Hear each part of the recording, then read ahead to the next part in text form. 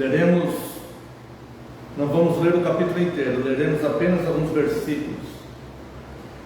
Levítico 19. Leremos de 1 ao 4. Disse o Senhor a Moisés: fala a toda a congregação dos filhos de Israel e dize-lhes: santos sereis, porque eu, o Senhor vosso Deus, sou santo.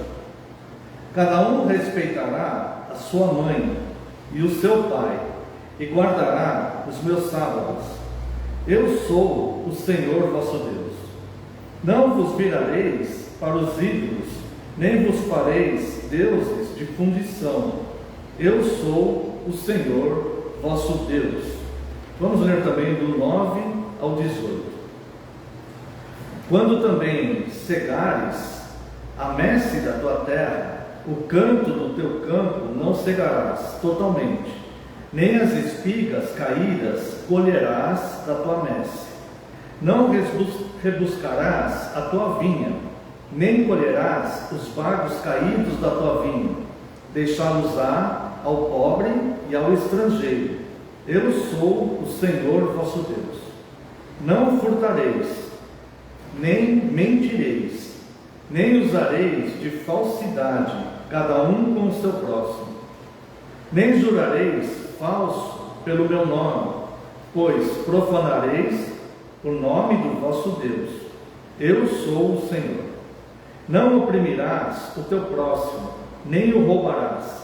A paga do jornaleiro não ficará contigo até pela manhã. Não amaldiçoarás o surdo, nem porás tropeço diante do cego, mas temerás o teu Deus. Eu sou o Senhor.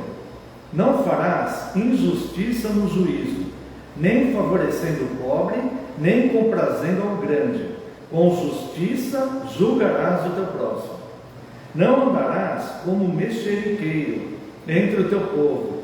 Não atentarás contra a vida do teu próximo. Eu sou o Senhor. Não aborrecerás o teu irmão no teu íntimo, mas repreenderás o teu próximo, e por causa dele não levarás sobre ti pecado. Não te vingarás, nem guardarás ira contra os filhos do teu povo, mas amará o teu próximo como a ti mesmo. Eu sou o Senhor. E agora leremos do verso 29 ao verso 33. Não contaminarás a tua filha, fazendo-a prostituir-se, para que a terra não se prostitua, nem se encha de maldade. Guardareis os meus sábados e reverenciareis o meu santuário. Eu sou o Senhor. Não vos voltareis para os necromantes, nem para os adivinhos. Não os procureis para ser descontaminados por eles. Eu sou o Senhor vosso Deus. Diante das cãs te levantarás e honrarás a presença do ancião, e temerás o teu Deus. Eu sou o Senhor. Se o estrangeiro peregrinar na vossa terra, não o oprimireis. Como natural será entre vós o estrangeiro que peregrina convosco. Amá-lo-eis como a vós mesmos, pois estrangeiros fostes na terra do Egito. Eu sou o Senhor vosso Deus. Convido ainda os amados irmãos à leitura de 1 aos Coríntios, capítulo 13.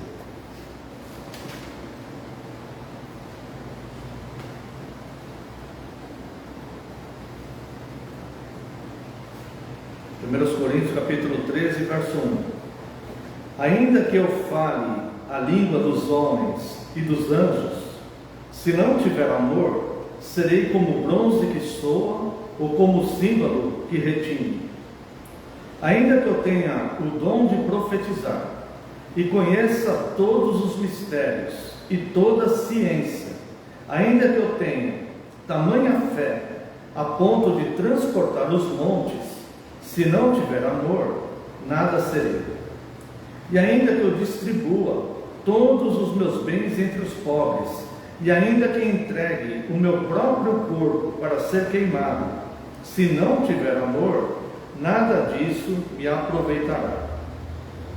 O amor é paciente, é benigno, o amor não arde em ciúmes, não se ufana, não se ensoberbece, não se conduz inconvenientemente, não procura os seus interesses, não se exaspera, não se ressente do mal, não se alegra com a injustiça, mas regozija-se com a verdade. Tudo sofre, tudo crê, tudo espera, tudo suporta. O amor jamais acaba. Mas havendo profecias, desaparecerão. Havendo línguas, cessarão. Havendo ciência, passará. Porque em parte conhecemos e em parte profetizamos. Quando, porém, vier o que é perfeito, então o que é em parte será aniquilado. Quando eu era menino, falava como menino, sentia como menino, pensava como menino. Quando cheguei a ser homem, desisti das coisas próprias de menino. Porque agora vemos como em espelho, obscuramente. Então veremos face a face. Agora conheço em parte. Então conhecerei como também sou conhecido. Agora, pois, permanecem a fé, a esperança e o amor. Estes três, porém, o maior destes é o amor. Vamos a uma breve oração. Pai eterno e santo, nós estamos diante da Tua santidade, Deus, te prestando um culto verdadeiro, em santa comunhão com o Senhor, com nossos irmãos e irmãs. E neste momento, Pai, estamos submissos à Tua santa palavra e apelamos pelo Teu favor para que Teu Santo Espírito, Senhor, nos ilumine na compreensão da Tua palavra revelada. Que a Tua palavra nos sirva de instrução, de direção, de luz, de correção, de remédio, de consolo e de abrigo, porque somente a Tua palavra, Deus, pode nos fortalecer a alma e também, Deus, nosso corpo, nossa mente, nosso coração. Para isso, Deus, eu lhe peço que neste momento eu diminua e só prevaleça a Tua palavra, porque a Tua palavra é a verdade. No nome santo e poderoso de Jesus é que oramos. Amém, Senhor. Obrigado, Deus abençoe.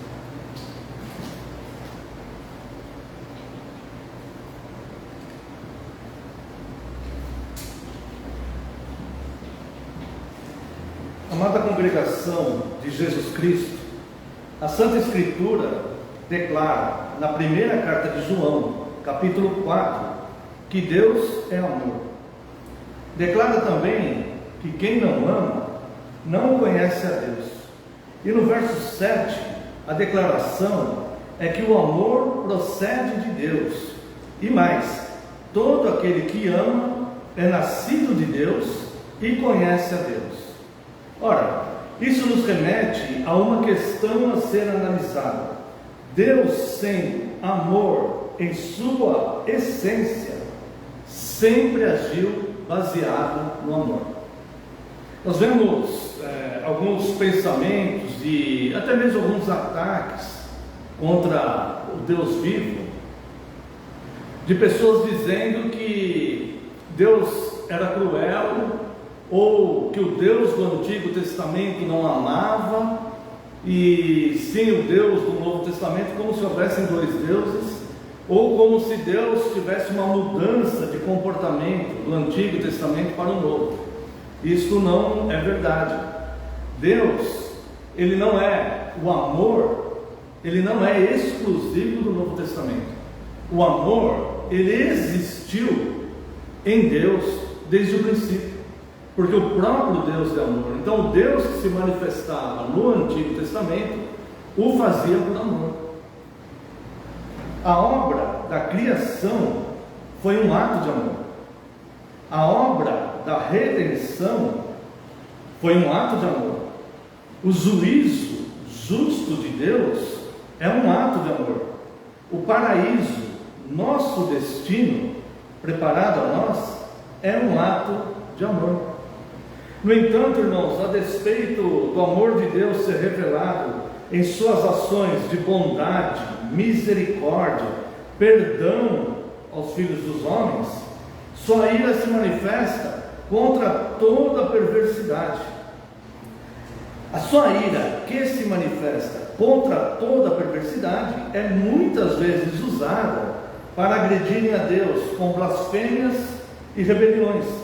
As pessoas não percebem que essa ira se dá por causa da falta de amor do próprio homem e não de Deus. Veja, o homem é que é o agente do mal. Os maus desígnios procedem do coração do homem. Te convido, se você quiser apenas ouvir, mas lerei Marcos 7, de 15 a 21. Nada há fora do homem, é o próprio Jesus ensinando aqui, nada há fora do homem que entrando nele o possa contaminar, mas o que sai do homem é o que contamina.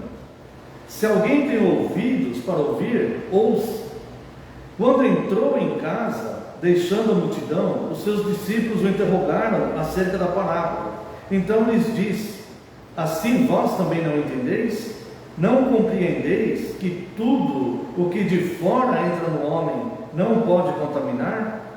Porque não lhe entra no coração, mas no ventre, e sai para lugares escusos? E assim considerou ele puro todos os alimentos.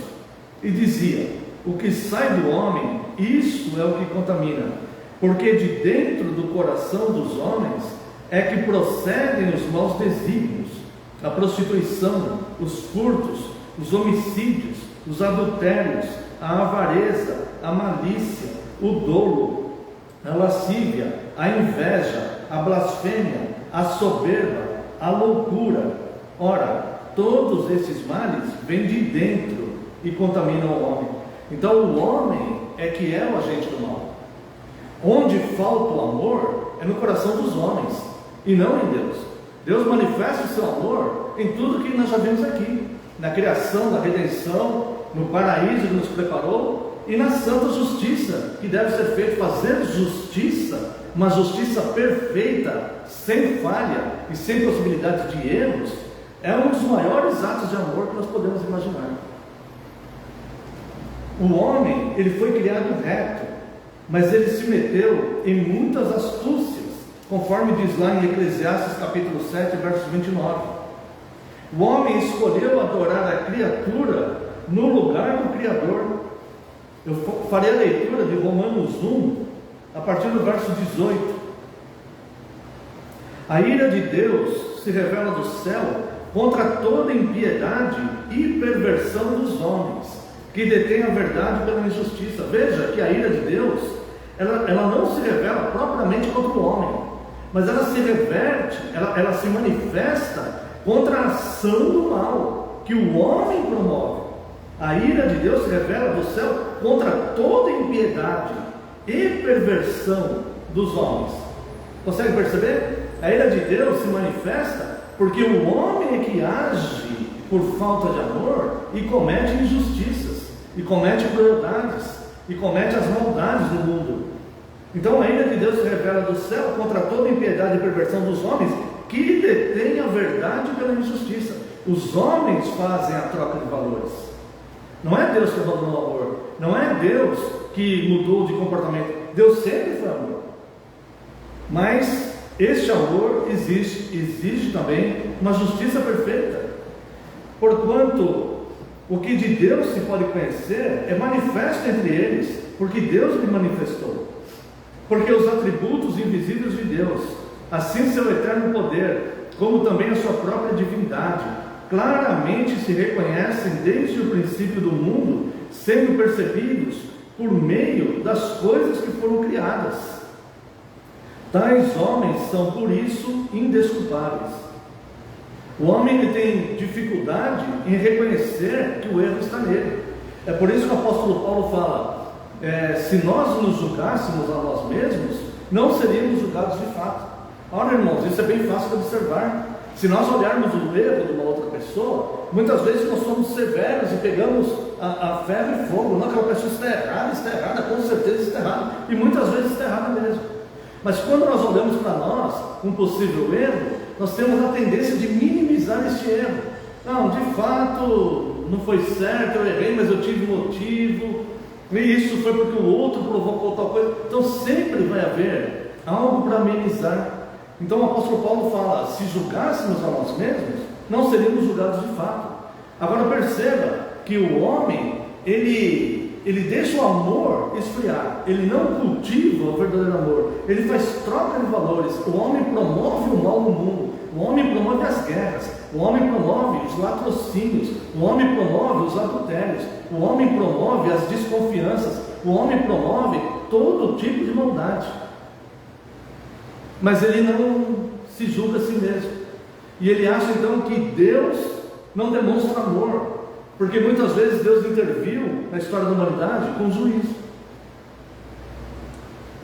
Verso 21: porquanto, tendo conhecimento de Deus, não o glorificaram como Deus, nem lhe deram graças, antes se tornaram nulos em seus próprios raciocínios, obscurecendo-lhes o coração insensato. Por que o homem exige o amor de Deus, mas o homem se recusa a amar o Deus de amor?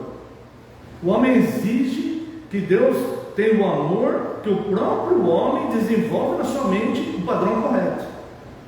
Mas o homem, ele insiste em não amar verdadeiramente o Deus de amor. O homem insiste em não obedecer o Deus de amor e não prestar reverências ao Deus de amor. E aí cai neste erro do verso 22: inculcando-se por sábios, tornaram-se loucos e mudaram a glória do Deus incorruptível em semelhança da imagem de homem corruptível, bem como de aves, quadrúpedes e répteis. Então é mais fácil para o homem transformar Deus, os sentimentos, os atributos de Deus, como se fossem atributos humanos, ou então adorar a criatura em vez de adorar o Criador. Além disso, irmãos, o homem, ele é o causador de todo mal e crueldade que há no mundo, porque por causa dele a terra entrou em maldição. A maldição todo tipo de maldição que existe na terra, todo tipo de pecado, todo tipo de mal que existe na terra é por causa do homem. As pessoas podem falar: não, mas é por causa de Satanás. Não, é por causa do homem. O homem que tinha a lei: dessa árvore não comerás. E olha só, Gênesis capítulo 3, verso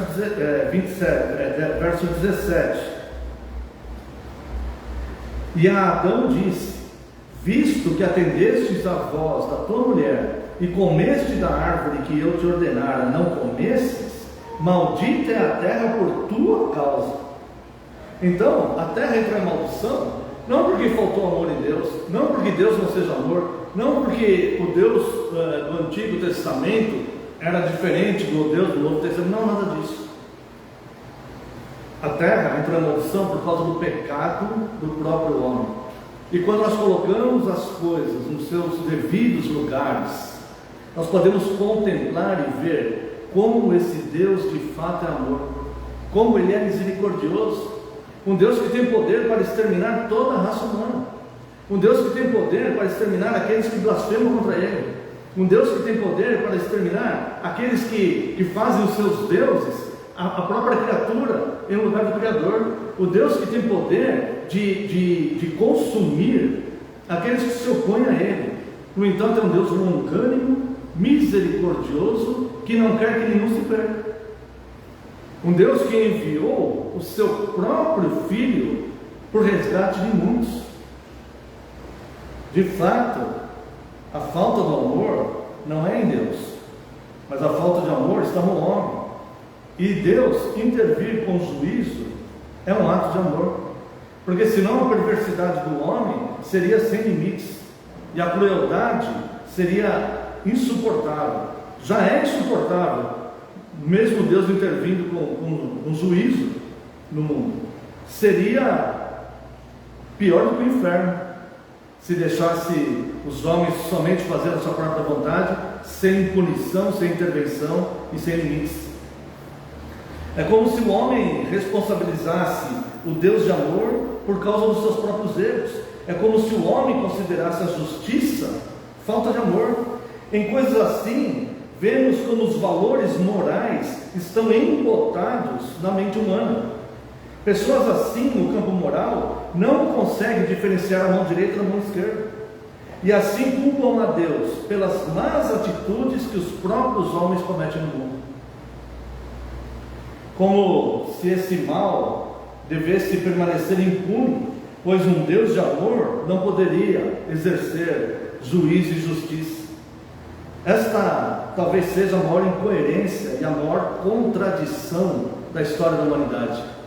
Um homem que, quando se sente injustiçado, clama por justiça, mas que não aceita Deus, que é perfeito, fazendo justiça contra toda a perversidade que existe no mundo. Mas apesar do engano das pessoas, Deus continua sendo amor. Deus nunca deixou de ser amor.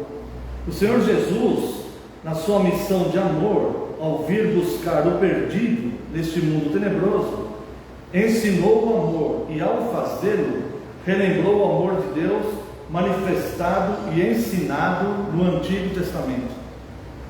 Jesus disse, nós lemos agora em Levítico, no Antigo Testamento, amar a Deus e amar ao próximo. Jesus disse, amarás o Senhor teu Deus de todo o teu coração, de toda a tua alma, de todas as tuas forças e de todo o teu entendimento, e amarás o teu próximo como a ti mesmo. Está lá em Lucas 10, 27. Aqui temos uma referência aos 10 mandamentos. Agora olha, desses atributos descritos aqui, na forma que nós devemos amar a Deus, eu vou buscar nesse sermão analisar somente um. Os atributos são esses.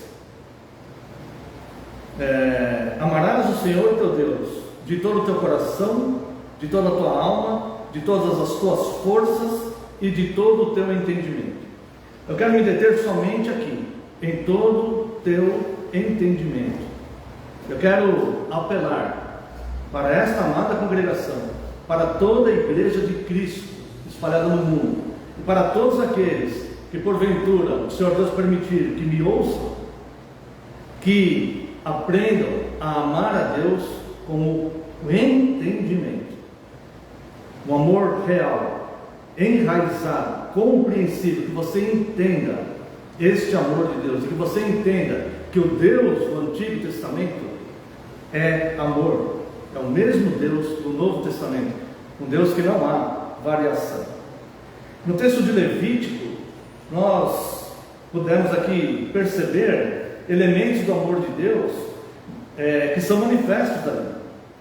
Ali nós vemos cuidado e preocupação de Deus. Se você ler o livro do Levítico, convido os irmãos que voltem lá, capítulo 19 de Levítico.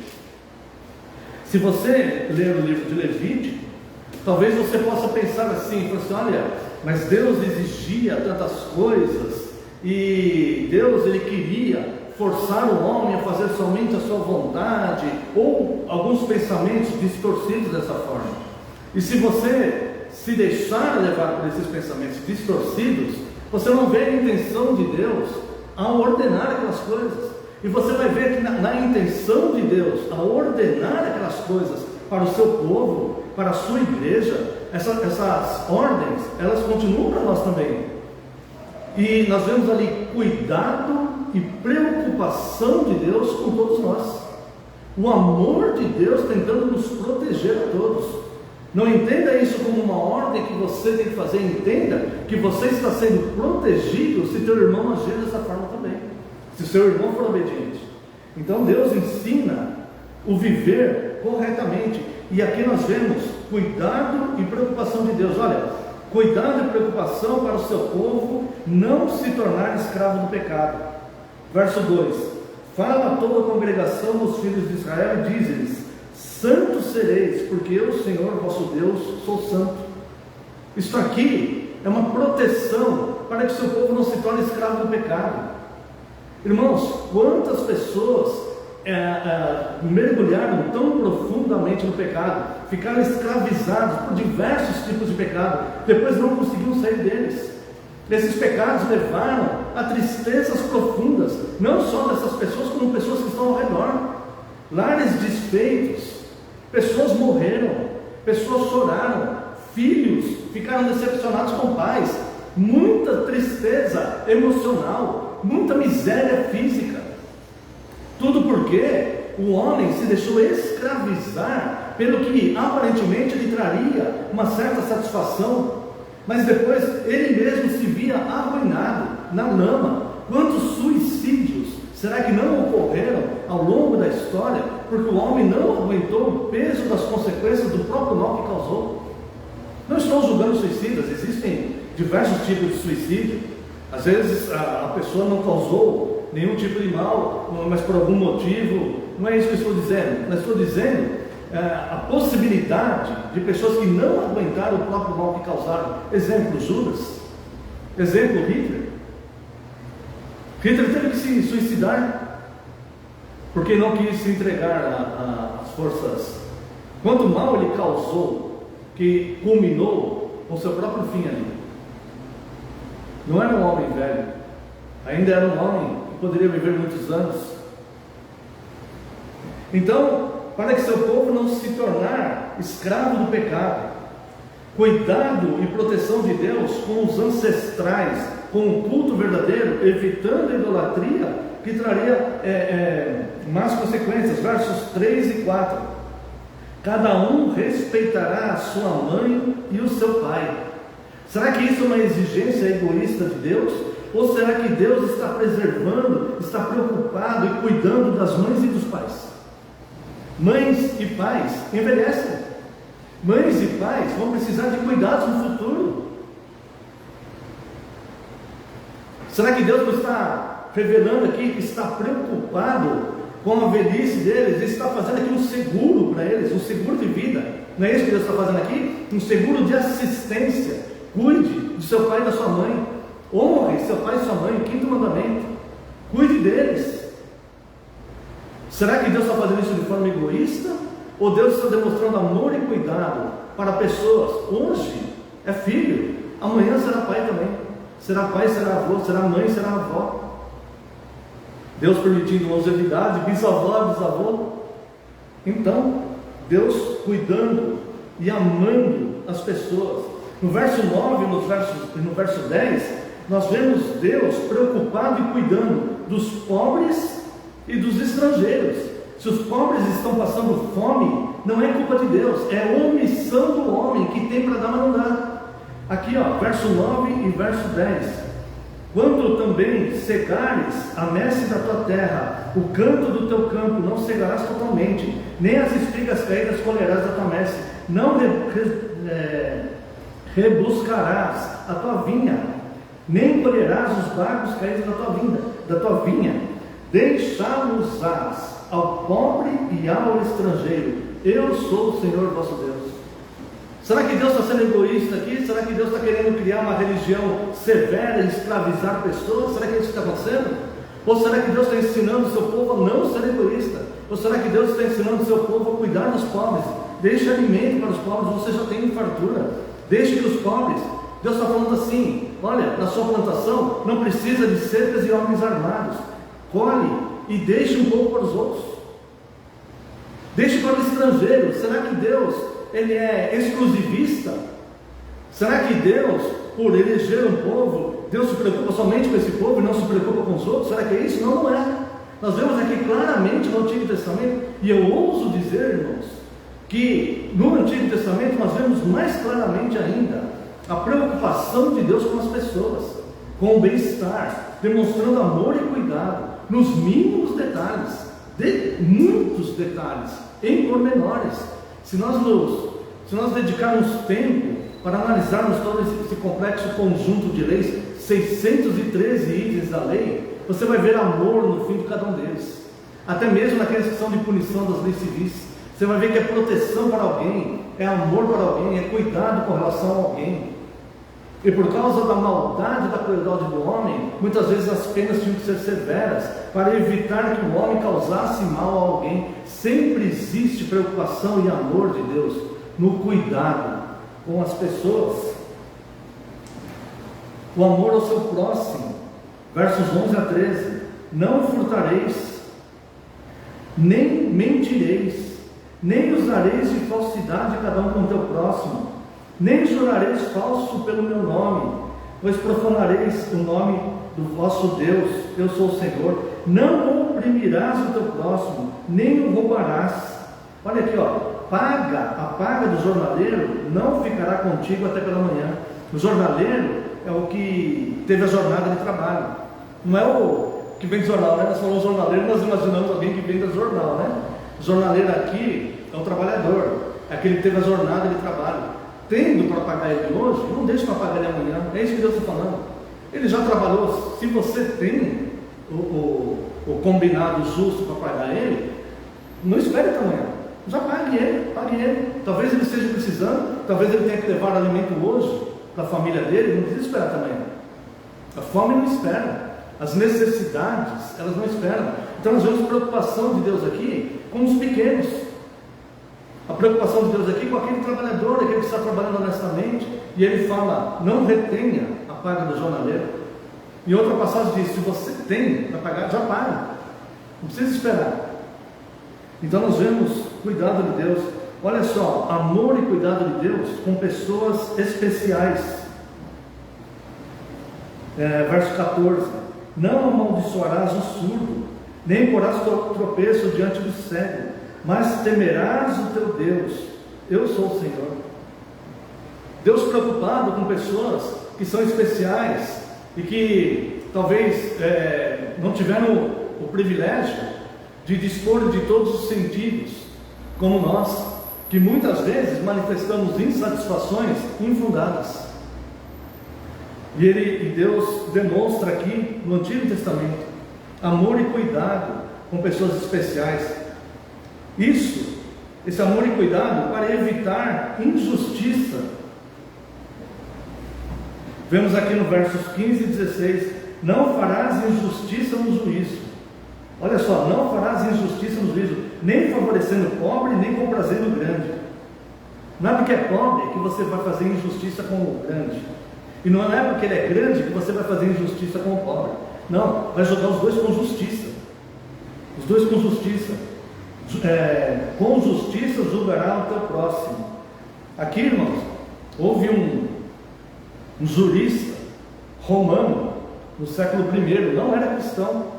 Sêneca é um dos pais do direito, e ele disse certa vez: se você julgar uma causa sem ouvir as duas partes, não fará justiça, mesmo que julgue corretamente. Se você não ouvir as duas partes, você não fará justiça, mesmo que julgue corretamente. Que grande lição isso é para nós. E Deus está falando aqui: não vai fazer injustiça, nem para favorecer o pobre, nem para favorecer o grande. Olha aqui só no verso 16: é para evitar injustiça. Isso aqui é muito comum e recorrente nos nossos dias. Não andarás como um mexeriqueiro entre o teu povo, não atentarás contra a vida do teu próximo. Eu sou o Senhor. Sabe o que é isso aqui? A quebra do nono mandamento que Deus está evitando. O mexeriqueiro, ele vai levantar falso testemunho contra alguém, com toda certeza, porque essa questão da maledicência, de ficar falando na vida das pessoas, olha, se identificou um problema em alguém, olhe por ele, ou haja de acordo com a Bíblia, no sentido de exortação em amor, com todo amor, segundo as Escrituras, mas não me falando, às vezes, você está cometendo uma grande injustiça, às vezes parece que aquela pessoa de fato está fazendo aquilo, mas às vezes não está. Quantas vezes nós nos enganamos, irmãos? Eu vou dizer, o ser humano ele é tão falho, a mente do ser humano é tão corrompida, que ele se engana com relação a ele mesmo. Quantas vezes nós mesmos, ou outras pessoas, já disseram assim: nossa, nunca pensei que eu faria isso, nunca pensei que eu agiria desse jeito. Nós nem conhecemos a nós mesmos. Nós precisamos ter a nossa mente, o nosso coração cativo a Cristo. Então nós vemos aqui Preocupação das pessoas, a preocupação e o cuidado de Deus com as pessoas, com a privacidade das pessoas. Verso 17: não aborrecerás o teu irmão no teu íntimo, mas repreenderás o teu próximo, e por causa dele não levará pecado. Você pode falar do amor de Deus, você pode exortar as pessoas sobre pecados públicos, mas em amor, mas não invada a privacidade das pessoas. Nós não temos esse direito. Contra a vingança com as próprias mãos, preservando possíveis inocentes. Quando nós temos a justiça de Deus é perfeita, a nossa é falha, e quando nós queremos tomar a justiça pelas próprias mãos, fatalmente, uma hora ou outra nós vamos errar e falhar. Verso 18: não te vingarás, nem guardarás ira contra os filhos do teu povo, mas amarás o teu próximo como a ti mesmo. Essa ordem, ela é legítima, porque quem dá essa ordem de amar o teu próximo como a ti mesmo é o Deus que é amor, e é o Deus que quer promover o amor entre as pessoas. Se os homens seguissem essas recomendações de Deus, não haveria necessidade do juízo ser aplicado. Não haveriam homens falando que Deus é cruel, porque Deus interfere com justiça e juízo. Se os homens fizessem, se todos os homens aplicassem, observassem os 10 mandamentos, o mundo seria muito melhor. Se todos os homens observassem a lei de Deus. Deus é amor e manifestou amor nas leis que Ele deu para o povo no Antigo Testamento. Nós vamos ter que abreviar, né? Porque é tanto amor revelado de Deus que não vai dar tempo de fazer, obviamente. Mas olha só: com as filhas, com a sociedade e com a igreja, verso 29. Não contaminarás a tua filha, fazendo-a prostituir-se, para que a terra não se prostitua, nem se encha de maldade. Guardareis os meus sábados e reverenciareis o meu santuário. Eu sou o Senhor. Tem gente que fala que hoje não pode chamar de casa de Deus o lugar da congregação. Deus está falando para reverenciar o santuário. Tudo que é de Deus é santo. Tem gente que fala: não pode falar santa ceia, a ceia não é santa. Deus é santo, e tudo que Ele criou é santo. Tem gente que fala: não pode falar santo batismo, Deus é santo, e tudo que é dele é santo. Nós somos santos, porque somos dele, e porque não podemos falar que as coisas de Deus são santas.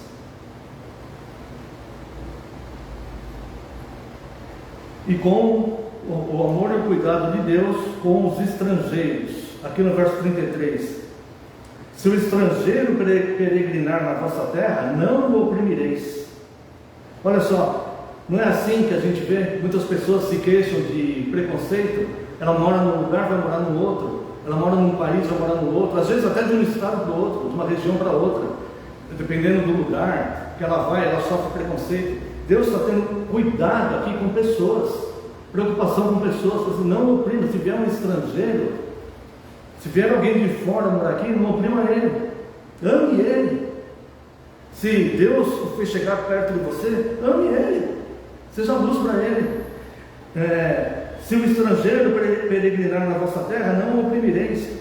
Como natural será entre vós o estrangeiro que peregrina convosco. Olha só o que Deus fala para eles: ele será comum de vocês, como natural da terra, nativo ali, né? Amar-vos-ei como a vós mesmos. Então ali ele fala mais do teu próximo, aqui ele fala: ame o estrangeiro, ame ele. Pois estrangeiro você também foi na terra do Egito. Eu sou o Senhor vosso Deus. Nós também somos estrangeiros às vezes. Às vezes nós vamos para outros lugares e queremos ser recebidos com amor. Então nós vemos o cuidado de Deus manifesto aqui. Manifestações puras de amor, irmãos. Amor de Deus aplicadas a várias classes de pessoas. Eu reservei o verso 32 para destacar o amor de Deus àqueles que são investidos de autoridade. Verso 32: diante das cãs te levantarás e honrarás a presença do ancião, e temerás o teu Deus. Eu sou o Senhor. Este ancião aqui vai representar aquela pessoa que está revestida de autoridade. pais, avós, presbíteros, pastores, sogros, sogras, professores, maridos, no sentido de ser líder do lar, pessoas mais velhas, governantes. Olha só, eu peguei aqui o Catecismo Maior de Westminster, a pergunta 127 do Catecismo Maior de Westminster: qual é a honra que os inferiores devem aos superiores?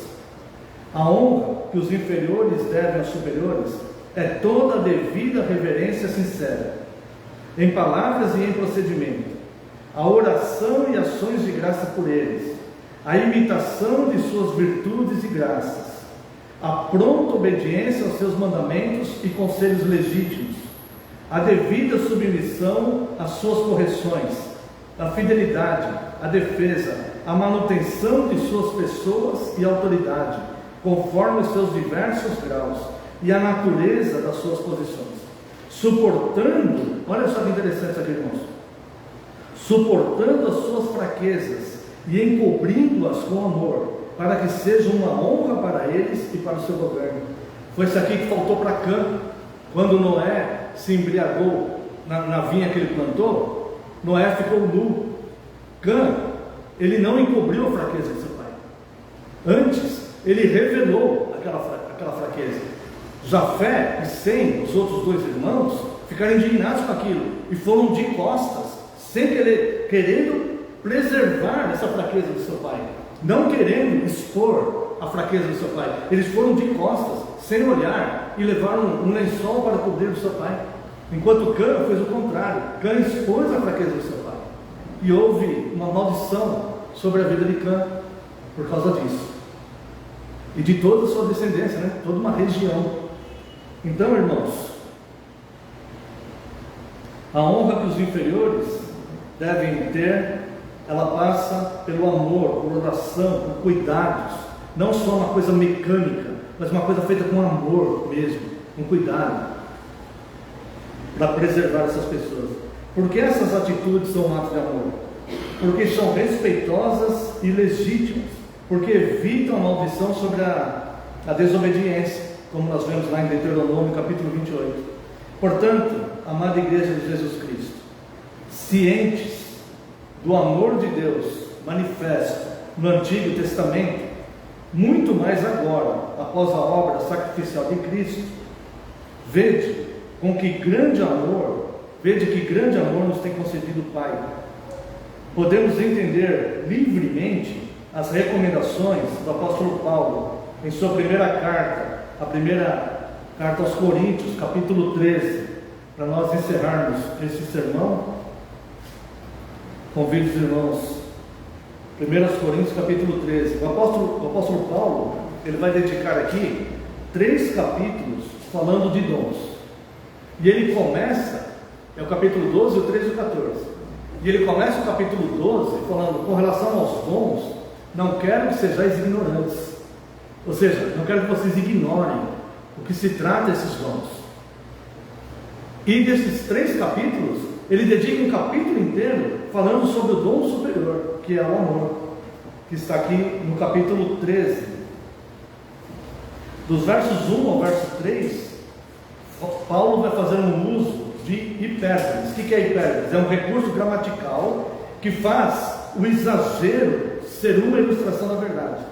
Os elementos aqui, eles estão superdimensionados. O objetivo é deixar bem claro uma importante verdade sobre amar. Então, essa hipérbole, Paulo está fazendo uso de exageros, tá? Olha só: ainda que eu fale a língua dos homens e dos anjos, se não tiver amor, serei como o bronze que sou com o símbolo que retiro. O Deus que nos ensina o amor no Antigo Testamento está nos ensinando o amor aqui, ó. Tudo que nós devemos fazer por amor. Ainda que eu tenha o dom de profetizar e conheça todos os mistérios e toda a ciência, e ainda que eu tenha tamanha fé a ponto de transportar os montes, está vendo? É um exagero, né? Se não tiver amor, nada serei. E ainda que eu distribua todos os meus bens entre os pobres, e ainda que eu entregue meu próprio corpo para ser queimado, se não tiver amor, nada disso me aproveitará. Nada. Se você der o seu corpo para os pobres, se você não fizer isso por amor, não tem validade nenhuma. Irmãos, a lei do céu é o amor. Só vai ter uma lei no céu: amor, amar. Nós seremos amados e amaremos. Quem não ama, quem não se preocupa em amar pessoas e principalmente amar a Deus, não poderá estar nos céus. Do verso 4 ao verso 7, características desse amor verdadeiro. Eu não vou comentar porque não vai dar tempo, mas eu creio que somente lendo, o próprio Espírito Santo vai nos iluminando, né? Características do amor verdadeiro, irmãos. O amor é paciente, é benigno. Existe uma diferença entre bondade e benignidade, né? Bondade são atos. O homem mais ímpio do mundo, ele pode ter atos de bondade. Vamos supor um traficante aí que mata pessoas. Um dia ele pode pegar, comprar cesta básica e dar na comunidade lá para os pobres. Ele pode ter atos de bondade, mas ele não é benigno. O amor, ele é benigno, é o tempo todo, é a característica dele, o verdadeiro amor. O amor é paciente, é benigno. O amor não arde em ciúmes, não se ufana, não se ensoberbece, não se conduz inconvenientemente, não procura os seus interesses, não se exaspera, não se ressente do mal, não se alegra com a injustiça, mas regozija-se com a verdade.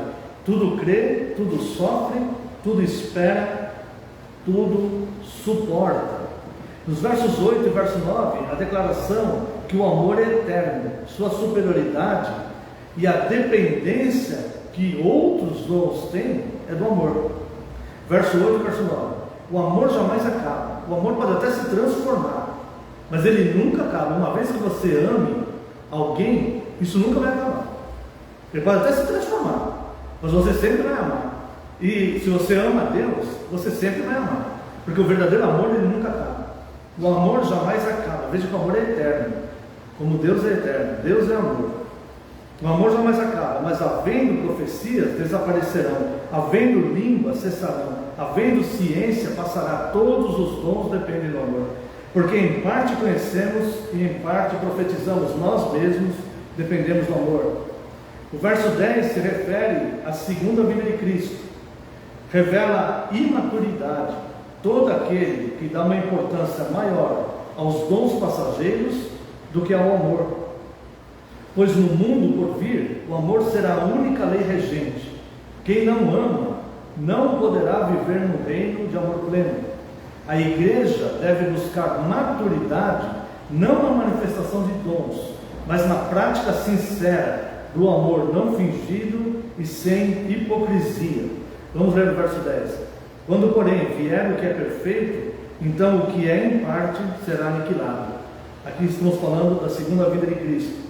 Os versos 11 e 12 nos levam a meditar sobre nós mesmos e a maneira que devemos nos preparar para o dia que veremos face a face o nosso Senhor. A resposta é esmerarmos no amor verdadeiro que Cristo nos ensinou lá em Lucas 10, 27, que nós já vimos. Amar a Deus e amar ao próximo. Vamos ver aqui o verso 12, verso 11 e 12. Quando eu era menino, aqui está falando de nós mesmos, é necessário haver uma maturidade no nosso amor. Nós precisamos amadurecer no amor, segundo o padrão que nós vemos aqui em Cristo, em 1 Coríntios 13. Senão nós teremos conflitos, senão nós teremos situações que não fazem parte deste amor de Deus manifestado, tanto no Antigo como no Novo Testamento. Quando eu era menino, verso 11, falava como um menino, sentia como um menino, pensava como um menino. Essas coisas eram próprias de menino, mas quando cheguei a ser homem, desisti das coisas próprias de menino, tomei uma postura de homem, hoje eu me comporto como um homem. Então nós devemos amadurecer no amor, senão nós seremos infantilizados, nós seremos infantis. Nós devemos amadurecer no amor. E finalmente fala aqui, verso 12, né? Porque agora vemos com o espelho obscuramente, então veremos face a face. Irmãos, nós estamos nos preparando para esse dia. É por isso que nós precisamos crescer e amadurecer. Nós não podemos ficar estagnados. Nós precisamos aprender cada vez mais e melhorar, e crescer, e amadurecer, até chegar à estatura de varão perfeito, porque um dia nós vamos ver face a face. Aquelas virgens que que não colocaram o azeite nas suas lâmpadas, elas não amadureceram. As outras eram prudentes, 5 eram prudentes, 5 não eram. As que eram prudentes eram maduras. E elas estavam conscientes esperando o noivo, não importa que ele demore. Eu vou obter os recursos para esperar até que ele chegue. As demais eram imaturas. Depois na hora lá a gente dá um jeito. Quando o noivo chegou, bateu a porta. E quando elas correram para comprar o azeite, quando elas voltaram, a porta estava fechada. Senhor, abre-nos. Assim, afasta de mim porque não te conheço. Deus não vai conhecer os imaturos da fé. Por isso nós precisamos crescer. O tempo de vida que Ele nos conceder é tempo para maturidade, porque a nossa vida mesmo é lá. Não tem outro motivo para nós estarmos aqui. O motivo para nós estarmos aqui é amar pessoas, falarmos dos atributos de Deus no mundo, sermos luz e sal da terra e amadurecermos no amor, porque um dia nós vamos para lá. Porque senão, se nós nos apegarmos à infantilidade, nós vamos ficar velhos, nosso corpo vai perecer na sepultura, nós não vamos ter maturidade para chegar lá. Ninguém vai deter o tempo. E finalmente o verso 13: agora pois permanecem a fé, a esperança e o amor. Estes três, porém, o maior desses é o amor. Não vai dar tempo de fazer uma exegese desse versículo, mas eu quero te dizer uma coisa: aqui são 3 colunas. 3 colunas da vida cristã: a fé, a esperança e o amor. São 3 colunas da vida cristã. Agora, a coluna da fé e a coluna da esperança é o amor. Sem o amor, nem fé nem esperança não vão se sustentar.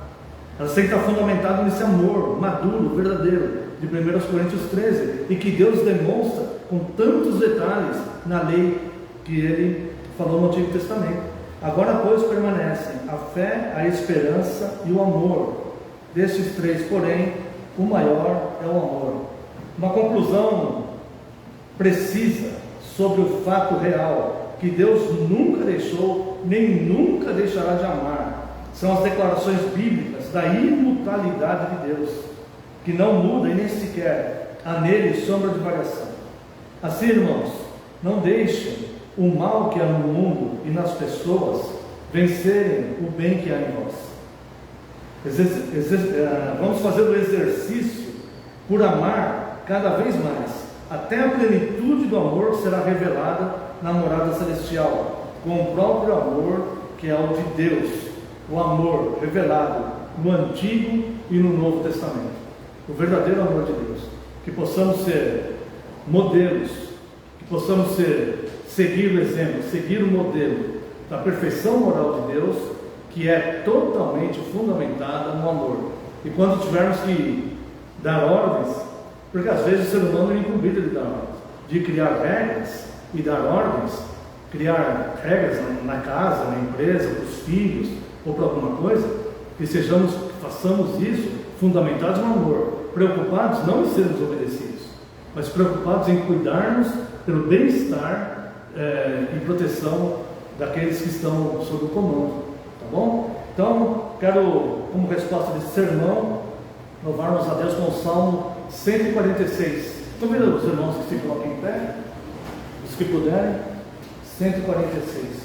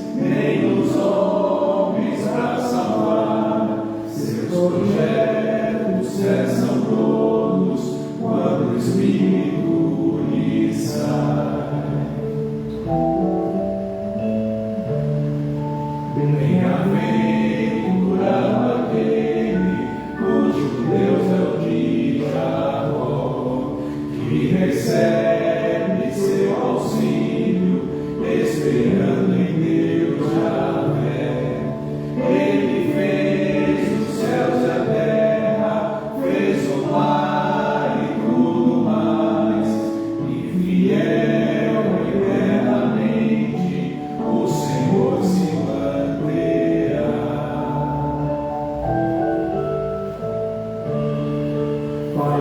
justiça aos oprimidos, ao faminto dá o pão. O Senhor liberta os presos, abatidos põe de pé. O Senhor ao justo ama, faz o cego enxergar. Sobre órfãos e viúvas seu amparo ele dá.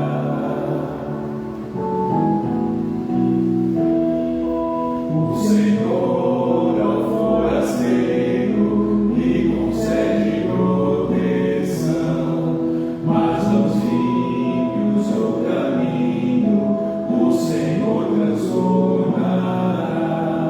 Para sempre o Senhor reina, ó Sião, teu Deus é rei.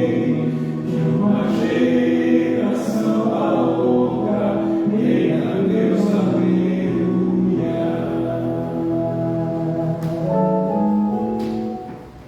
Confiantes no amor de Deus, que dura de geração a geração.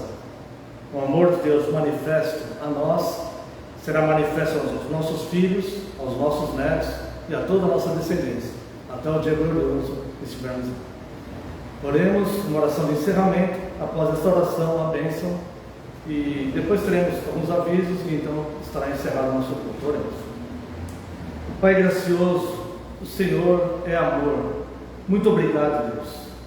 Muito obrigado pela tua lei perfeita, lei amorosa, que preserva, Deus, as pessoas, que cuida, Deus, que se preocupa na proteção, na preservação, na prosperidade das pessoas, e que faz justiça com relação àqueles que se rebelam contra a tua lei e que querem causar o mal às pessoas que o Senhor quer proteger. Muito obrigado pelo seu amor, muito obrigado pela sua graça, muito obrigado pelo seu cuidado e proteção perfeitas sobre todos nós. Muito obrigado por guardar nossos filhos, nossos netos, nossa descendência. Muito obrigado por guardar a tua igreja. Muito obrigado pelo teu amor, Senhor. O Senhor é o mesmo ontem, hoje e o será para sempre.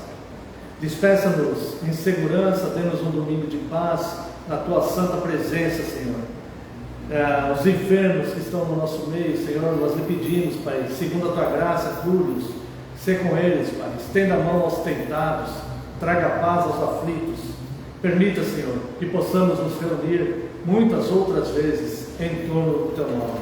Lhe pedimos, Deus, que o Senhor abençoe o nosso país, abençoe este ano, as eleições, que prevaleça somente a sua vontade, que o seu amor seja manifesto mais uma vez sobre a nossa nação. Abençoe todo o seu povo espalhado em toda a face da terra e traga a paz a Jerusalém. Oramos no nome santo e sagrado de Jesus Cristo, seu Filho amado. Amém, Senhor. Receba a bênção, irmãos.